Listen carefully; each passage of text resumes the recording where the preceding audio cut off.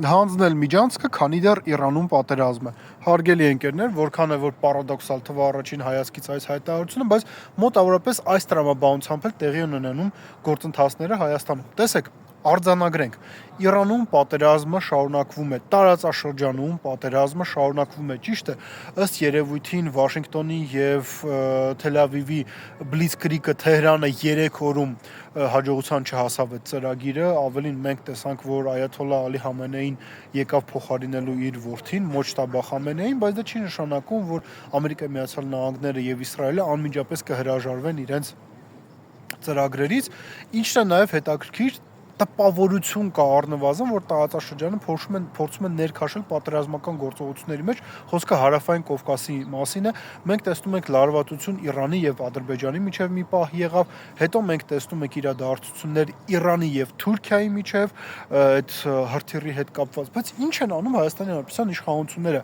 Իհարկե շատ է խոսում, չգիտեմ, սուջուխի եւ այլնի կուկուռուզի եւ պերաշկի մասին, բայց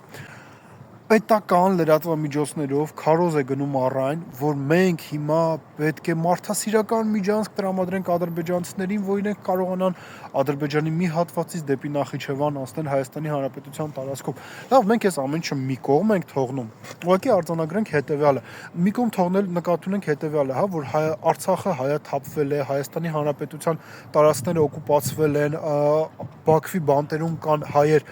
Այս ամեն ինչը որքան էլ ցավալի է, բայց մի կողմ ենք թողնում, նշում ենք հետեւյալը. ընկերներ, եթե մենք հումանիտար քայլ ենք անում, իսկ Ադրբեջանը պատրաստ է հումանիտար քայլը ճիշտ գնահատել, իրենք կփակեն արևմտյան Ադրբեջան նախագիծը, որը ֆինանսավորվում է երկրի նախագահի մակարդակով, եթե մենք հումանիտար միջանցք տանք։ Իհարկե չեն փակի իրենք արևմտյան Ադրբեջան նախագիծը եւ փորձելու են պատերազմը օգտագործել Հայաստան ադրբեջանցիների տեղափոխելու համար։ Իսկ իշխանությունները Հայաստանի Հանրապետության փորձելու են ինչ անել, իրենք փորձելու են, քանի պատերազմ է,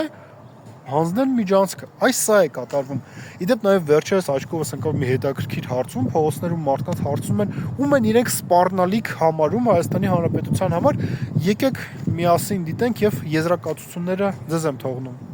Ո՞ց ֆռմ եմ Ադրբեջան։ Այսօրվա դրությամբ Թուրքիան ու Ադրբեջանը։ Թշնամի Թուրքիա, Ադրբեջան։